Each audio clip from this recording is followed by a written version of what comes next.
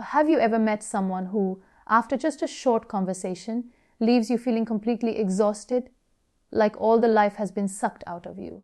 Or you might not even be able to explain why, but you sense that something about them drains you. This is one of the clearest signs of a toxic person. They deplete your energy instead of uplifting you. We live in a world where energy is everything. Think about it. Your thoughts, your emotions, your actions, everything requires energy. When you're around people who encourage you, support you, and believe in you, you feel charged, like your inner battery has been recharged. But when you're around people who criticize, complain, or constantly radiate negativity, you feel drained, like your battery has been pulled out and left on empty.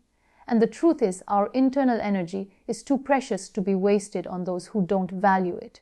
But here's the problem: many of us ignore this subtle signal. We convince ourselves, maybe I'm overreacting, maybe it's just me, maybe I should try harder to adjust. We stay in environments and relationships that suffocate us, because we're too afraid of losing people. But let me tell you something powerful. It is better to walk alone with peace in your soul than to walk with people who drain the very life out of you. Energy draining people come in many forms. Some are obvious. The ones who complain about everything, all the time, no matter what. You bring them good news, they bring you doubt. You share your excitement, they give you reasons to be afraid. These are the people who find a cloud for every silver lining. And then there are the subtle ones, the ones who smile to your face, but deep down they are competing with you. The ones who appear supportive of, but always leave you with a small comment that makes you question yourself. They are like thieves who steal your joy in tiny amounts, so silently that you don't notice until one day you wake up and realize your confidence has been eroded. Why does this matter? Because energy is not just about physical stamina. It is about emotional survival. The quality of your relationships determines the quality of your inner world. If you surround yourself with people who constantly take, you will eventually feel like you have nothing left to give. Not to others, not to your work, not even to yourself. That's how people burn out. Not just from hard work, but from carrying the weight of toxic connections. I want you to reflect on something. Think about the last 5 people you interacted with. Did you walk away from those conversations feeling more alive, or did you feel heavy and drained? That answer tells you more about your circle than you realize. And the truth is, if you want to rise higher, you cannot afford to carry relationships that pull you lower. Now, some people will say, but isn't it selfish to distance yourself? Shouldn't we help others instead of pushing them away? And yes, compassion is important. But there is a difference between helping someone and being emotionally suffocated by them. You cannot set yourself on fire to keep someone else warm. You cannot heal by constantly pouring into someone who refuses to pour into themselves. Protecting your peace is not selfish. It is survival. The great philosopher Jim Rohn once said, "You are the average of the 5 people you spend the most time with." Think about that. If you spend your life with people who drain you, criticize you, and limit you, eventually their energy becomes yours. But if you surround yourself with people who inspire you, challenge you, and uplift you, their light becomes your fuel. And that's why being mindful of energy, draining people, is not optional. It is essential for your growth. Sometimes, identifying these people is not hard. They show their negativity openly. But the real challenge comes when the toxic person is someone close to you.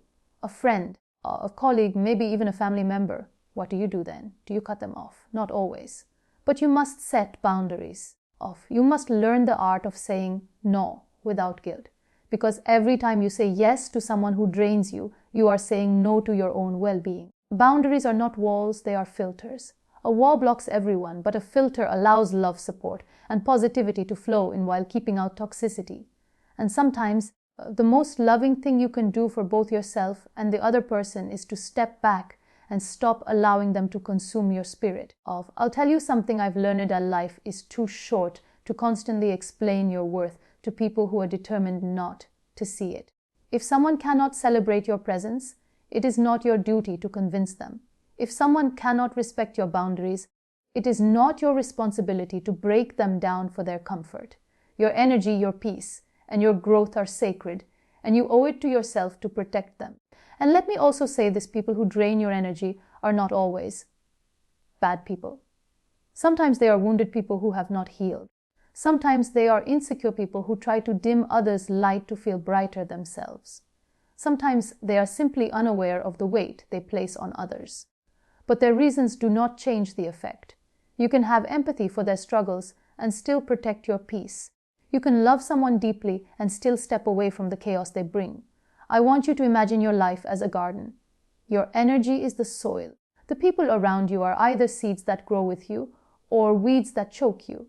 If you allow weeds to stay off, they will drain the nutrients from your soil and stop you from blooming. But if you choose wisely, nurturing only the seeds that align with your purpose, of your garden will flourish. So ask yourself today, who are the seeds in my life and who are the weeds? Who makes me feel inspired, alive, and hopeful?